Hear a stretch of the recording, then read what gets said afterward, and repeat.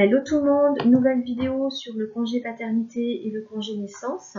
Je vous propose d'aborder dans un premier temps les règles applicables et je vais essayer d'avoir l'approche la plus pragmatique et la plus concrète possible de façon à avoir une valeur ajoutée et aller au-delà des règles légales et officielles que vous pourrez retrouver un petit peu partout. Et dans un second temps, je vais me servir de ce congé naissance, de ce congé paternité comme d'un exemple de veille sociale pour bien montrer que la partie recherche d'informations est véritablement une partie de la veille et qu'elle va supposer par la suite un traitement de cette information par le service des ressources humaines. Donc sans transition, c'est parti, go. Donc à la naissance de l'enfant, un premier congé obligatoire de 7 jours minimum sera pris et on pourra lui ajouter un deuxième congé facultatif cette fois-ci de 21 jours et il sera porté à 28 jours en cas de naissance multiple. Le congé de paternité stricto sensus se composera en fait des 4 jours obligatoires auxquels on ajoutera 21 jours facultatifs, soit 25 jours en tout, ou cas dérogatoire, 4 jours obligatoires plus 28 jours facultatifs, ce qui nous donnera 32 jours en tout. Le congé obligatoire ici est vraiment une des grandes nouveautés, originalités si je puis dire de cette nouvelle loi. Je vous propose de le voir dans le détail parce que comme vous avez remarqué, il se compose de deux parties bien distinctes. Obligatoire va regrouper deux congés en fait de nature complètement différente. On a d'un côté le congé naissance qui est un congé pour événement familial en fait tout simplement et qui va être de 3 jours minimum, et on a de l'autre côté le congé paternité obligatoire donc de 4 jours qui lui va être indemnisé par la sécurité sociale. Ce qui relie en fait ces deux congés, ce qui les réunit, c'est le fait tout simplement qu'ils sont obligatoires dans le sens où ils s'imposent non seulement à l'employeur mais aussi au salarié. Le salarié ne peut pas dire je ne prends pas mon congé obligatoire de 7 jours minimum. On a une seule exception, c'est lorsque le congé paternité sera sans solde, si je puis dire, c'est-à-dire lorsque le salarié ne pourra pas prétendre au versement des indemnités de la sécurité sociale parce qu'il n'a pas été immatriculé depuis suffisamment longtemps ou parce qu'il n'a pas suffisamment travaillé ou est d'ailleurs suffisamment cotisé pour pouvoir bénéficier de ces indemnités. C'est le seul cas où effectivement le salarié peut renoncer au congé paternité. Commençons par nous interroger sur le congé naissance et nous passerons au congé paternité ensuite. Donc le fait qu'il s'agisse d'un congé pour événement familial va induire 4 conséquences, et la première d'entre elles, l'information qu'il va falloir transmettre en premier lieu à l'employeur est celle qui va consister à lui dire eh bien désolé mais il va falloir que vous assuriez vous-même le maintien de salaire sur ces 3 jours minimum de congé naissance. Aucune réduction de salaire ne peut être opérée du fait d'un congé pour événement familial quel qu'il soit. Donc l'employeur devra assurer le salaire mensuel habituel. Première conséquence.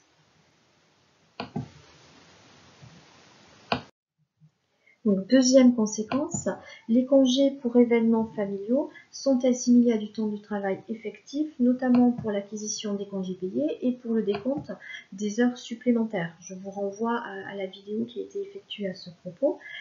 Il ne serait pas assimilé à du temps de travail effectif pour l'acquisition des jours de RTT et pour les durées maximales de travail. Je le mets au conditionnel parce qu'il s'agit de la position de l'administration et qu'on n'est jamais à l'abri d'un désaccord entre l'administration et le juge. Alors, autre conséquence liée au fait qu'il s'agisse d'un congé pour événement familial, tout salarié, donc toute personne qui a signé un contrat de travail, va pouvoir en bénéficier. Et on ne pourra pas opposer à ce salarié des critères d'ancienneté, de durée de contrat ou de type de contrat de travail signé. Dit autrement, un salarié qui serait en CDD, en contrat d'apprentissage, un CDI en période d'essai ou un CDI en préavis pourrait en bénéficier au même titre qu'un CDI en situation classique. Autre aspect lié aux bénéficiaires et qui cette fois-ci est spécifique au congé naissance et a été introduit en fait par la réforme. Donc le salarié en question doit bien sûr être salarié, mais il doit de surcroît être soit le père biologique, le conjoint, le concubin ou le partenaire pacsé de la maman. Alors quand je dis ou, je devrais dire ou et. C'est-à-dire que si le père biologique et le partenaire pacsé de la maman sont deux personnes différentes, ces deux personnes vont pouvoir bénéficier du congé naissance. Ce n'est pas l'un ou l'autre, ça peut être les deux personnes, même si elles sont dans la même entreprise. Pas de chance.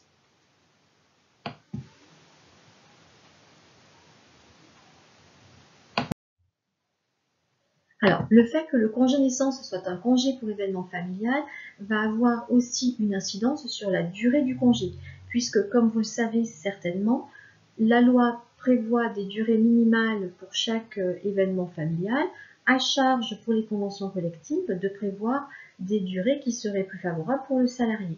Donc la première chose à effectuer va être de comparer tout simplement la loi avec la convention collective. En l'occurrence, pour le congé naissance, la loi prévoit 3 jours ouvrables. Donc si votre convention collective prévoit 4 jours ouvrables, eh bien vous appliquez la convention collective. Si la convention collective ne prévoit que 2 jours ouvrables, vous appliquez tout simplement la loi puisqu'elle est plus favorable. J'insiste aussi sur le fait qu'au niveau des congés pour événements familiaux, en tout cas au niveau légal, les conventions collectives peuvent prévoir autre chose, mais au niveau légal, on décompte les jours en jours ouvrables. C'est-à-dire que l'on prend tous les jours de la semaine, à l'exception des jours fériés et du jour de repos hebdomadaire qui, en général, est le dimanche. Donc, ceci étant fixé, il convient de se dire à partir de quel moment, en fait, ces 3 jours vont être pris. Bien là, c'est le salarié qui va choisir. Soit il va poser ces 3 jours à partir du jour de la naissance de l'enfant, soit il peut également poser ces 3 jours à partir du premier jour ouvrable qui va suivre la naissance. C'est lui qui va déterminer ce qui lui convient le mieux, sachant également que si le salarié est en congé payé ou il bénéficie d'un autre congé pour événement familial au moment de la naissance de l'enfant, eh bien, en toute logique, le congé naissance est reporté à la fin du congé payé ou à la fin de l'autre congé pour événement familial. Alors, dernier point pratico-pratique cette fois-ci, concernant les documents qui vont pouvoir être demandés aux salariés pour pouvoir bénéficier du congé naissance, il va s'agir tout simplement d'un document attestant de la naissance de l'enfant et éventuellement d'un document attestant de la vie commune si la personne qui vit avec la maman n'est pas le papa de l'enfant, tout simplement.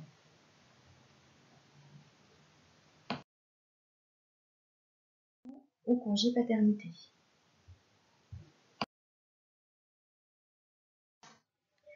Donc, première différence entre le congé paternité et le congé naissance. Durant le congé paternité, le salarié va percevoir des indemnités journalières de sécurité sociale. Ces indemnités journalières de sécurité sociale vont lui permettre d'assurer approximativement son salaire journalier habituel. Pourquoi approximativement? Tout simplement parce que la sécurité sociale a son mode de calcul, elle a son mode de raisonnement qui diffère de celui du droit du travail. On va prendre un exemple et ce sera plus facile de comprendre. Donc, imaginons un salarié qui perçoit 2 000 € bruts par mois. La sécurité sociale va commencer par calculer le salaire journalier de base du salarié en question, étant entendu que pour elle, le salaire journalier va s'appliquer à chaque jour de la semaine, donc du lundi au dimanche. Donc, elle va prendre le salaire brut versé au cours des 3 mois qui précèdent, donc 2 000 € x 3, elle va le diviser par le nombre moyen de jours sur la période des 3 mois, donc en l'occurrence 91,25, ce qui nous fait un salaire journalier de base de 65,75 €. À ces 65,75 €, elle va déduire le taux moyen de cotisation d'un salarié, en l'occurrence 21%. Il ne s'agit pas du taux réel de cotisation du salarié, on est bien d'accord, c'est une approximation. Certains salariés ont un taux qui va être plus proche de 20% et d'autres salariés auront un taux qui sera plus proche de 22, voire 23-24%, suivant les éventuelles prévoyances qui sont appliquées dans l'entreprise. Donc, en l'occurrence, avec le taux moyen, on a un montant de 51,95 €. Donc, ce montant, il faut savoir qu'il est limité à 89,03 €. C'est-à-dire que si au lieu de 51,95 €, on avait trouvé 90 €, on aurait retenu le montant de 89,03 €, par exemple. Ce montant correspond aux indemnités journalières de sécurité sociale brutes. On va donc le multiplier par le nombre de jours indemnisés. Donc dans le cadre du congé obligatoire, c'est 4 jours. Si le salarié pose l'ensemble du congé paternité, donc obligatoire plus facultatif en une seule fois par exemple, eh bien ce sera multiplié par 25 jours ou 32 en cas de naissance multiple. Donc ici, ça nous donne un montant de 207,78 €. Le salarié ne va pas percevoir 207,78 € puisqu'on va déduire la CSG-CRDS. Donc le salarié va percevoir ce montant moins 6,7% de contribution sociale généralisée et de contribution au remboursement de la dette sociale, ce qui nous donne un montant final de 193,86 €. Par contre, sur le bulletin de salaire, comme vous allez pouvoir le voir, là je me suis située en juillet 2021, j'ai calculé une absence congé de paternité au réel et vous voyez que le montant déduit est de 180,22 €. En l'occurrence, c'est favorable au salarié, mais ça aurait pu être défavorable en fait. On a une petite divergence.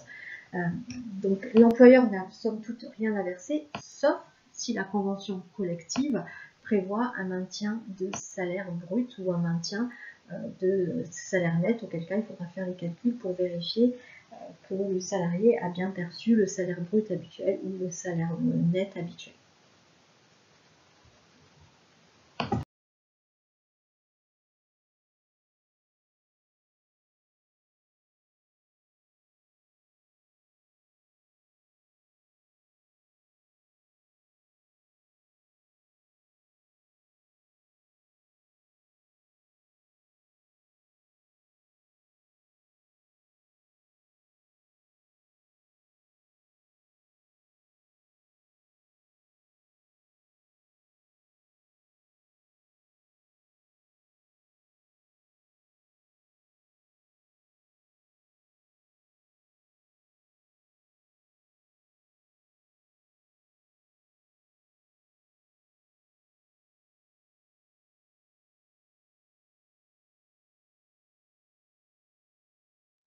Alors, autre différence entre le congé paternité et le congé naissance, durant le congé paternité, le contrat de travail est suspendu, et ce, y compris pour le décompte de l'ancienneté, ce en quoi le congé paternité diffère du congé maternité, puisque comme vous le savez peut-être, durant le congé maternité, la salariée continue à acquérir de l'ancienneté comme si elle était présente. Ici, ce n'est pas le cas.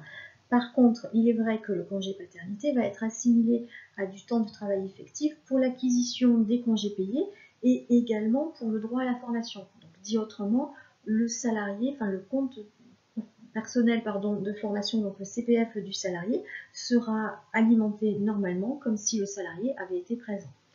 Autre point spécifique au congé paternité et qui, à mon sens, existait déjà et n'a pas été modifié, durant les 10 semaines qui suivent la naissance de l'enfant, le salarié va bénéficier d'une protection renforcée, notamment contre le licenciement pour faute grave. Donc, à ma connaissance, comme je disais, la durée est toujours de 10 semaines, elle n'a pas été prolongée, même si le congé paternité peut désormais être pris dans les 6 mois qui suivent la naissance. Alors, concernant cette fois-ci les bénéficiaires, la relation qui va importer, ce n'est pas la relation entre un salarié et son employeur, c'est la relation entre un éventuel bénéficiaire de la CPAM et la CPAM. Donc la seule question qui a de l'importance, c'est celle de l'ouverture des droits. Les conditions d'ouverture des droits sont-elles remplies ou pas? Donc concrètement, quels sont les bénéficiaires potentiels? Ce sont exactement les mêmes que précédemment, mais il va falloir en plus ajouter l'éventuel stagiaire. Donc il va falloir penser qu'un stagiaire n'aura pas de droit en termes de congé naissance, puisqu'il n'a pas de contrat de travail salarié, contrairement par exemple à l'apprenti.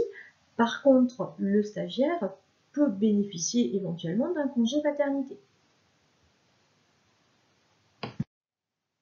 Alors, concernant le congé paternité, la durée du congé paternité va être comptabilisée en jours calendaires, c'est-à-dire du lundi au dimanche, en faisant totalement abstraction des jours de repos du salarié. Et ces 4 jours donc, de congé paternité obligatoire devront être déposés impérativement à l'issue du congé naissance. Donc, si un salarié est en congé naissance jusqu'au lundi soir, par exemple, le congé paternité pourra du mardi au vendredi. Inversement, si le congé paternité se termine un vendredi soir, eh bien, le congé naissance se termine un vendredi soir, eh bien, le congé paternité commencera à courir le samedi et puis le dimanche, et ce jusqu'au mardi soir. Donc là, on voit bien comment ce décompte en jours calendaires va aussi avoir une incidence sur le fait que la rémunération nette maintenue sera une cote mal taillée, puisque dans un cas comme dans un autre, la CPAM va verser le même montant. Pour ces 4 jours calendaires, la CPAM versera le même montant aux salariés. Par contre, l'employeur, lui, n'effectuera pas la même retenue, normalement. Dans un cas, il va retenir 2 jours de travail, et dans l'autre, il va retenir 4 jours de travail. Alors, concernant les formalités, donc dans un premier temps, le salarié va devoir transmettre exactement les mêmes documents que pour le congé naissance, donc on va dire que cette partie est déjà gérée en quelque sorte. Et par ailleurs, et vous le savez certainement si vous gérez la paye, il va falloir transmettre une attestation de salaire à la CPAM. Donc cette attestation peut partir via une DSN événementielle ou être saisie directement sur une lettre à surprise ou sur le site d'Amélie, mais en tout état de cause, elle devra reprendre les salaires bruts des 3 mois qui précèdent, auxquels on aura déduit 21% de cotisation salariale moyenne ou estimée par la CPAM. On ne notera pas le réel salaire net du salarié, on notera ce salaire net moyen ou fictif qui sert au calcul de la CPAM. Ça, c'est un premier point.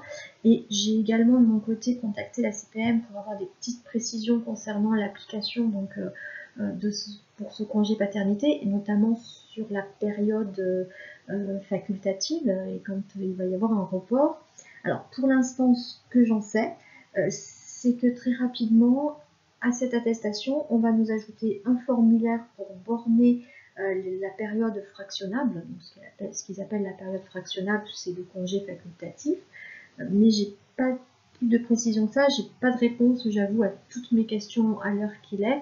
Donc je les recontacterai certainement au cours de l'été ou à la rentrée pour avoir un petit peu plus d'informations et pour savoir exactement ce qui est attendu.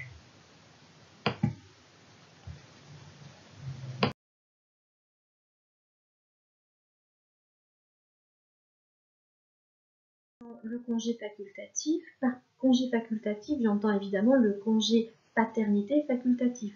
Donc toutes les règles que l'on vient de voir concernant le congé paternité obligatoire vont s'appliquer, à l'exception évidemment de la durée totale du congé, puisqu'il est porté à 21 jours calendaires, voire 28 jours calendaires en cas de naissance multiple. Et par ailleurs, comme son nom l'indique, il est facultatif. Donc le salarié va avoir une marge de manœuvre plus importante.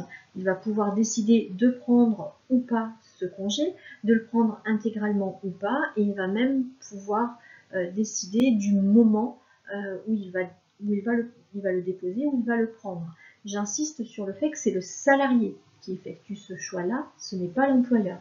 En l'espèce, l'employeur ne peut que suivre la décision du salarié, il ne peut qu'attendre d'être informé dans les temps, mais en aucun cas il ne peut décider que le salarié prendra ou ne prendra pas le congé en question.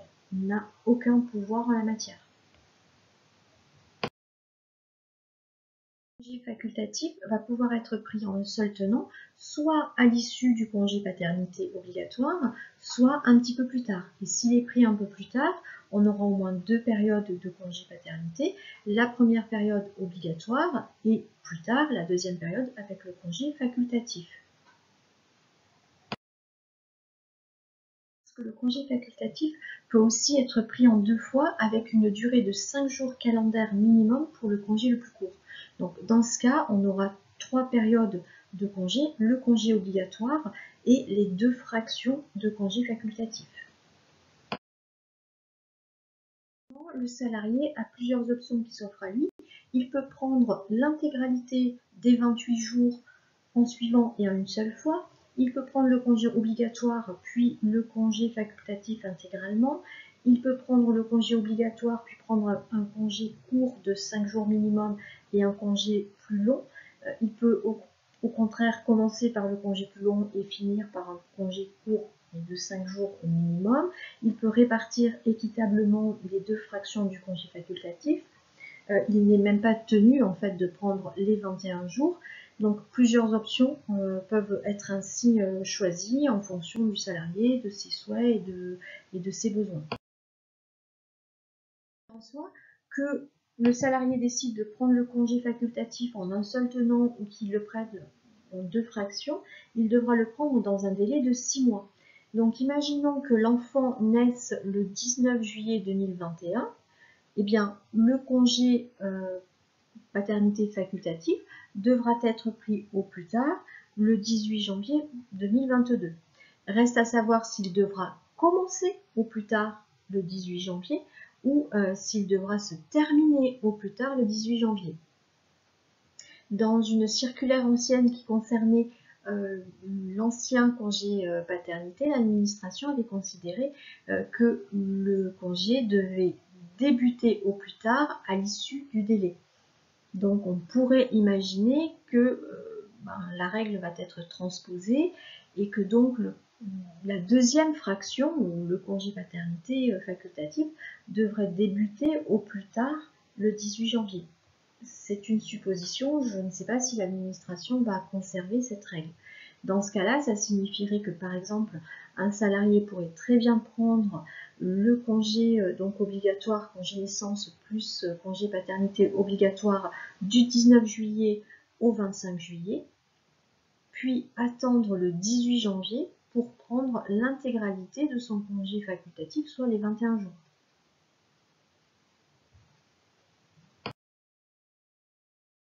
Donc voyons le cas particulier de l'enfant qui serait hospitalisé immédiatement après sa naissance.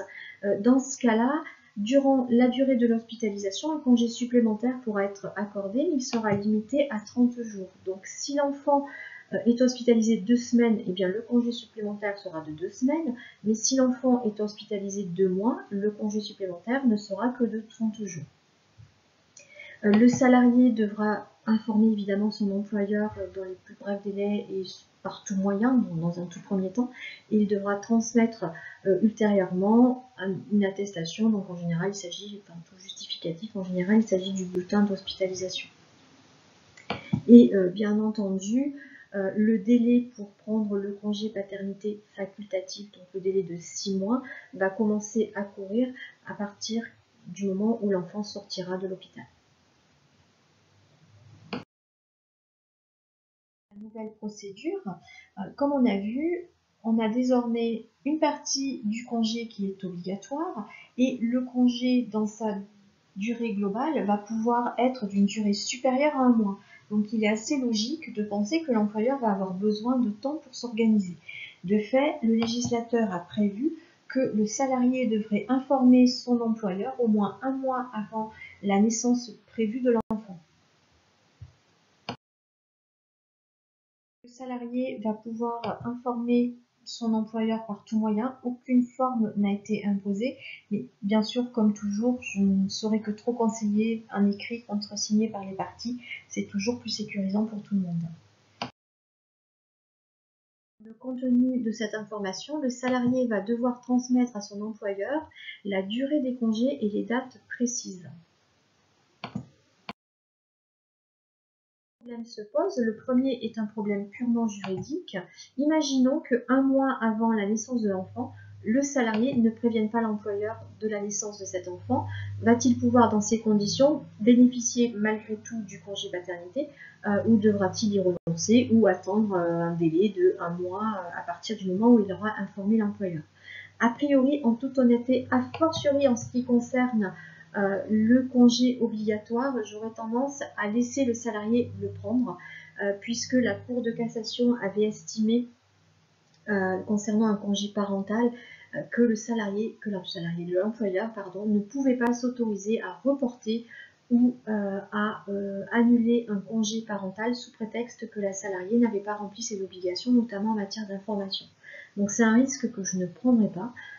Par contre, au niveau RH, on a des actions qui peuvent être menées.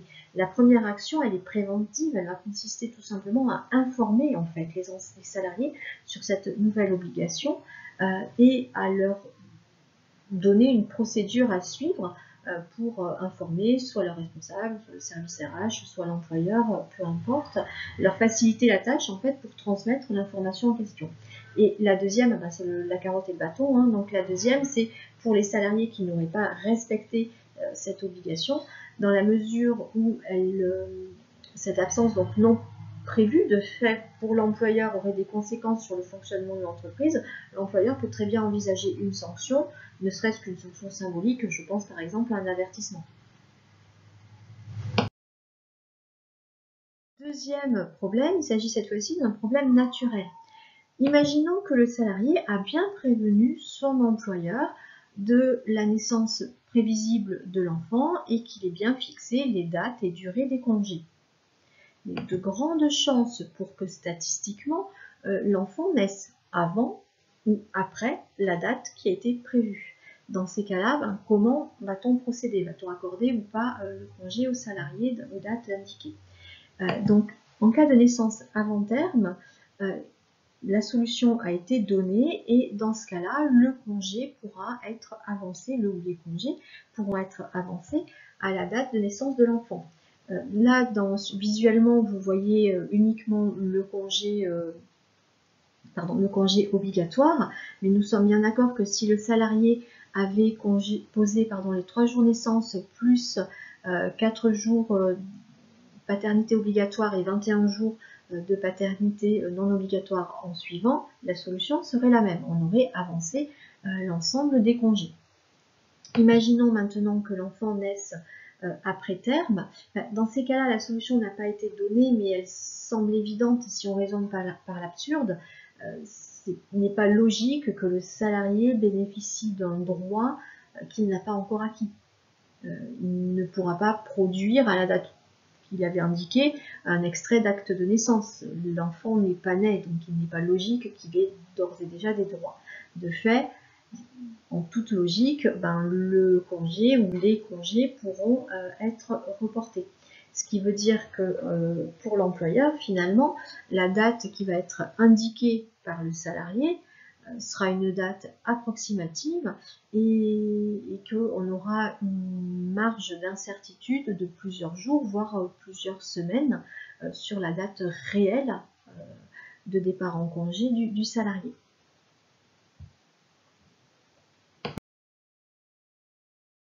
Bien, la transition avec la gestion de la veille RH est toute trouvée puisque une fois que l'on a recueilli les informations sur le congé paternité et le congé naissance, on va les traiter de façon à organiser notre propre travail, mais on va aussi également essayer d'informer et de faciliter le travail et de l'employeur et des salariés.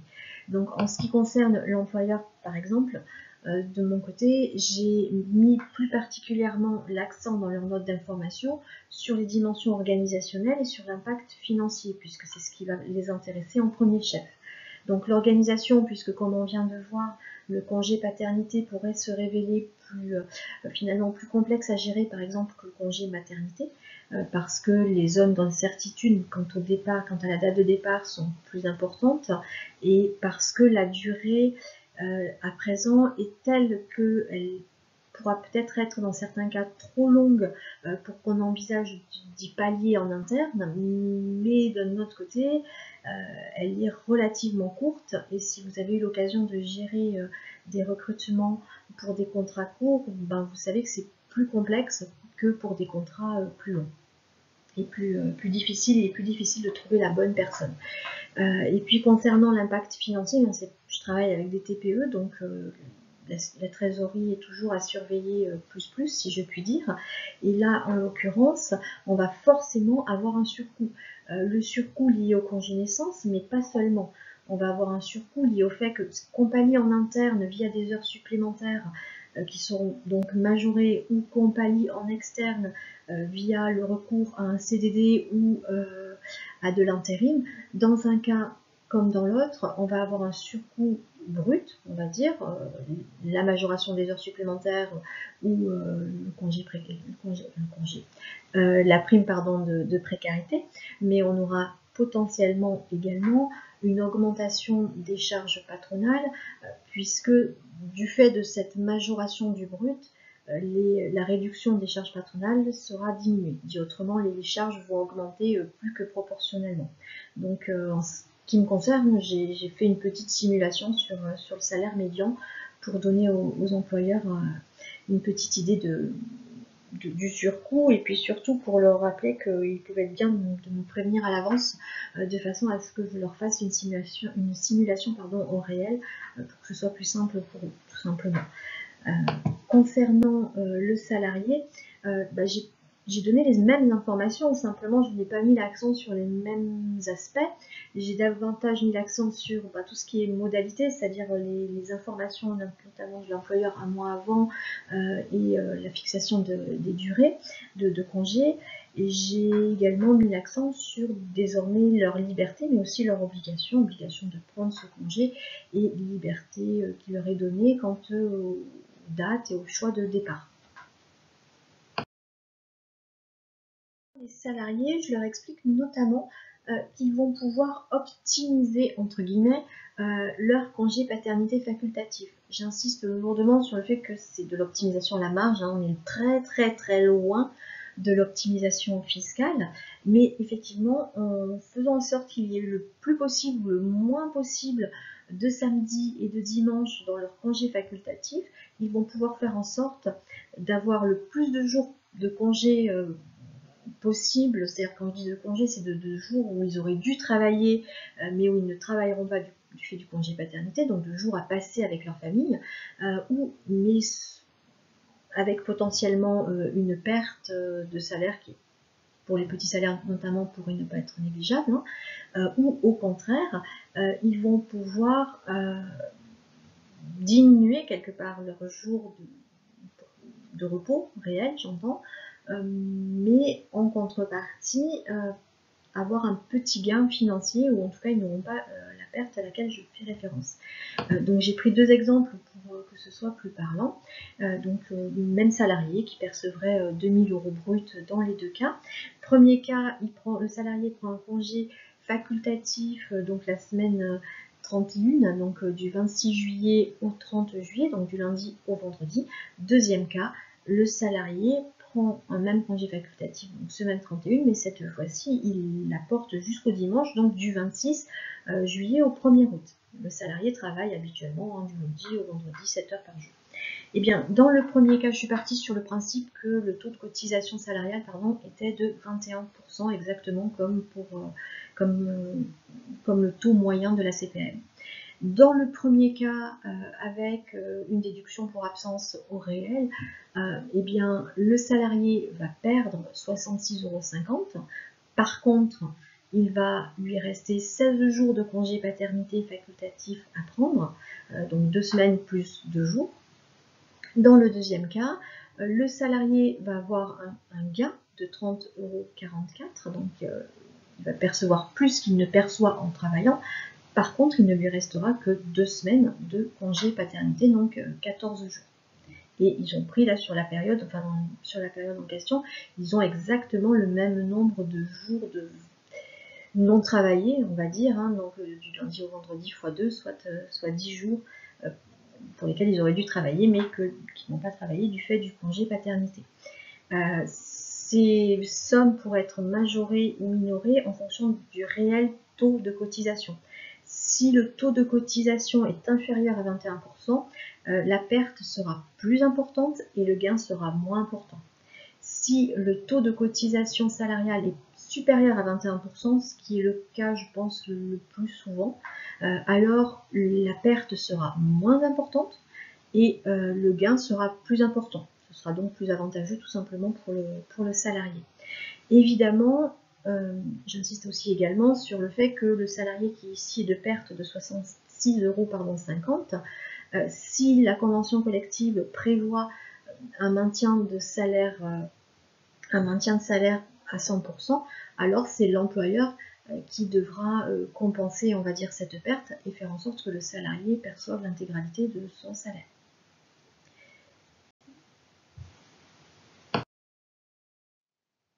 Alors, je ferme la parenthèse donc, concernant le congé des salariés. Et donc, la troisième étape, eh bien, c'est la partie organisation RH. Donc, de mon côté, j'ai mis en jour la procédure concernant le congé paternité, même si j'ai encore deux petites questions qui restent en suspens.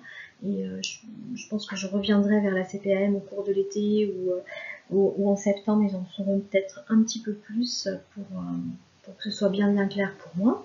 Et puis, par ailleurs, j'ai mis en place un formulaire pour les salariés pour que ce soit plus simple pour eux. J'ai beaucoup de salariés en ce qui me concerne qui n'aiment pas, mais alors pas du tout écrire. Donc plus je leur donne des cases à cocher et à compléter, mieux ils aiment. Et puis c'est aussi ce formulaire est aussi l'occasion en fait de leur rappeler les règles, parce que je me doute que certains vont conservent toutes les notes bien précieusement que je leur transmets, mais d'autres, en toute honnêteté, les perdent sitôt que je les ai distribués. Donc voilà, c'est une façon à l'instant T d'avoir la règle sous les yeux et de voir ce qu'il faut remplir, comment le remplir, etc. Alors, vous pouvez aussi, bien entendu, utiliser le modèle proposé par la CPAM, qui a le grand mérite d'exister. Par contre, je vous conseillerais quand même de l'adapter avant, parce que c'est un modèle tout en un, je pense, qui a vocation à être utilisé autant pour le congé obligatoire que pour un éventuel congé facultatif ultérieur. Et de fait, il peut sembler un petit peu incohérent, c'est-à-dire que d'un côté on nous dit lieu et date un mois avant le début du congé, ok d'accord, et ensuite vous trouverez 6 juin la copie intégrale de l'acte de naissance. Donc par définition, si je vous transmettrai dès que possible, éventuellement, la copie intégrale de l'acte de naissance, mais par définition, un mois avant la naissance, le salarié ne pourra pas transmettre l'acte. On peut effectivement aussi, comme c'est noté ici, on pourrait demander au salarié un certificat médical attestant de la date prévue de la naissance. Alors c'est pas imposé par la loi, donc si le salarié ne la transmettait pas en titre personnel, je n'en déduirais pas que je n'ai pas à prendre en compte son information, loin de là. En ce qui me concerne et en ce qui concerne les entreprises avec lesquelles je travaille, on a fait le choix de ne pas faire cette demande parce que ça ajoute de la paperasse à la paperasse, et de jouer la carte de la confiance en considérant qu'a priori les salariés allaient bien informer un mois avant et ils n'allaient pas tricher par rapport à cette information-là. Encore une fois, je travaille avec des TPE, donc il y a des grandes chances que l'employeur soit informé bien avant, dans les faits, de l'arrivée de l'enfant. Donc voilà. Mais après, c'est effectivement au cas par cas. Le deuxième courrier transmis par la CPAM, qui concerne cette fois-ci non pas le papa, mais le conjoint ou le compagnon de la maman, j'aurais tendance à dire cette fois-ci que même souci, effectivement, on ne peut pas noter, vous trouverez 6 juin la copie intégrale de l'acte de naissance un mois avant la naissance de l'enfant, mais peut-être je transmettrai dès que possible la copie de l'acte de naissance. Par contre, pour le coup, dans ce cas-là, il me semble qu'il manque un document, puisque la copie de l'acte de naissance va prouver la naissance de l'enfant, elle ne prouvera pas que le salarié vit maritalement avec la maman. Donc j'aurais tendance à demander un courrier supplémentaire, un document attestant de cette vie en commun.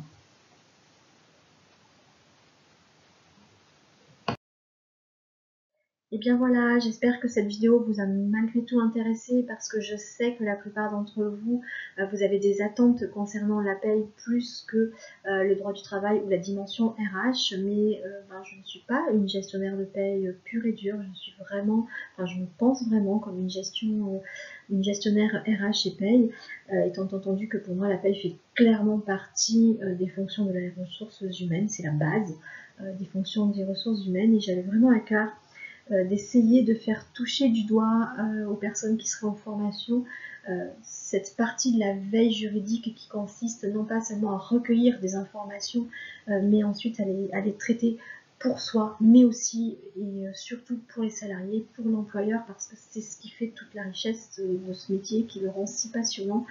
C'est ce besoin permanent d'aller d'essayer de faciliter le travail des uns et des autres et de faire en sorte que tout se passe de la façon la plus harmonieuse possible.